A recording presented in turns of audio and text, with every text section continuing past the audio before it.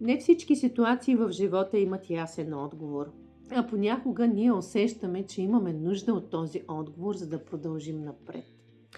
В груповата регресия всеки човек влиза с един свой въпрос. Важен, личен, но не драматичен, когато говорим за групова практика.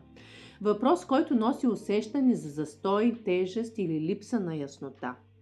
Регресията преминава през алфа състояние, леко предсънно трансово състояние, в което съзнанието започва да дава образи, картини и усещания, криещи се в подсъзнанието.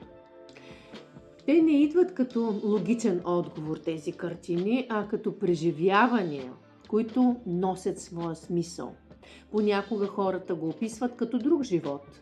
Дали е минал живот или езикът на подсъзнанието, това не е най-важното. Важно е посланието, което носи това преживяване.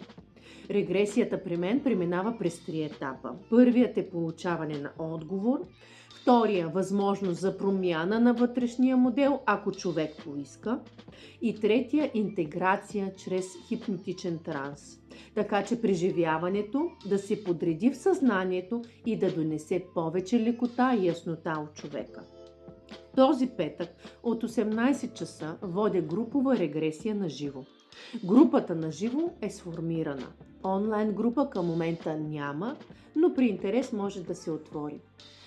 Записване и въпроси на посочения телефон. А коя съм аз? Петя Пенева, психолог и холистичен терапевт. Работя спокойно, дълбоко и с уважение към личния процес на всеки човек.